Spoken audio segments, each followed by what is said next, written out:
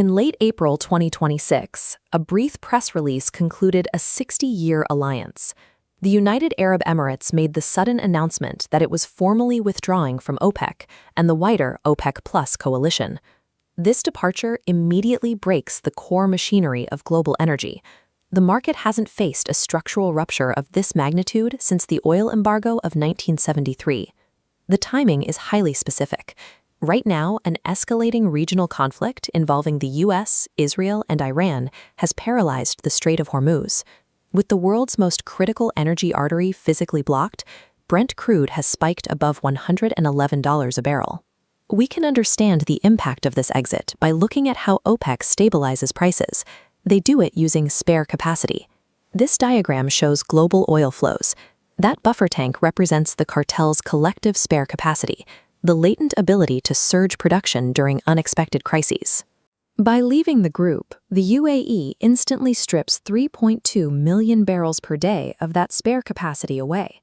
So why would a wealthy, highly developed nation deliberately shatter the world's most powerful economic alliance and remove its price-stabilizing shock absorber in the exact middle of a global crisis?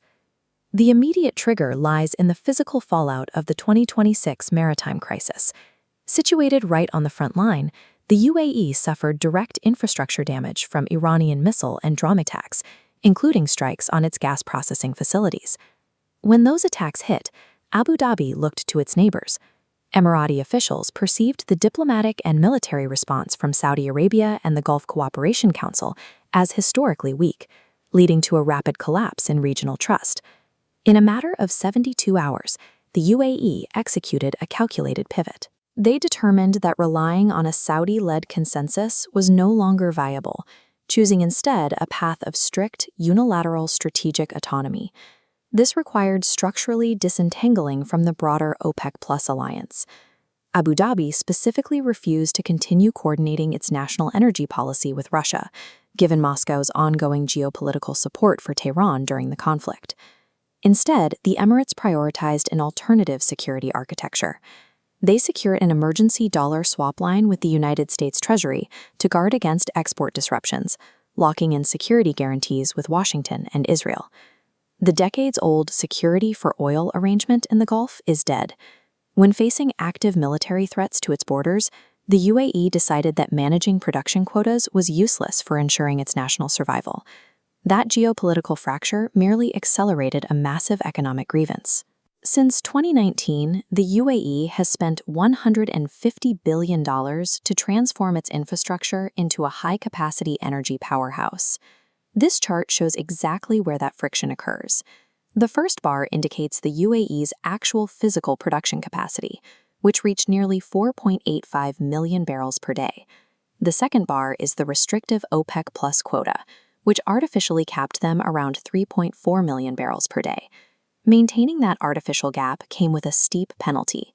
By holding back its output, the UAE was surrendering up to $58 billion in potential annual revenue. This financial hit is compounded by diverging cost structures. The UAE operates with a low fiscal break-even point. They can comfortably balance their budget with oil priced near $50 a barrel. Saudi Arabia, on the other hand, requires prices between $80 and $100 to fund its domestic projects. Because of that high cost base, Saudi leadership heavily prioritizes defending high global oil prices through strict production cuts, whereas Abu Dhabi prefers to maximize its sheer volume of exports. The UAE knows global oil demand will eventually peak. Their long-term vision requires monetizing those reserves right now to aggressively fund economic diversification into artificial intelligence, clean energy, and advanced semiconductor manufacturing. The math simply stopped making sense. OPEC had become an instrument where high-efficiency, low-cost producers were forced to throttle their growth to subsidize less efficient member states. This departure downgrades the cartel's leverage. Without the UAE, OPEC's share of global supply visibly shrinks from 30% down to 26%. As the group's footprint shrinks, the immense burden of market management and future production cuts falls entirely onto Saudi Arabia. We are now moving away from a central authority managing the world's supply shock absorber. Going forward, pricing power fractures into uncoordinated individual production decisions by rival nations. For the global economy, losing that coordinated buffer means structurally higher market volatility. Energy-dependent importers like Japan and South Korea will immediately feel the squeeze of wild price swings as supply disruptions hit without a safety net. Meanwhile, high-cost African oil exporters face intense pressure. Without the cartel artificially propping up prices, they now have to compete directly against a flood of cheap, low-cost Gulf barrels. Right now, the physical market is temporarily masked by the Hormuz blockade. But the moment those shipping lanes reopen, the UAE will rush to maximize its volume to recoup its losses, fully enacting a new, independent, market-driven strategy. The 2026 Gulf conflict dismantled the energy system governing the global economy for half a century. In a fracturing world, energy policy has devolved into a raw, unconstrained instrument of national survival.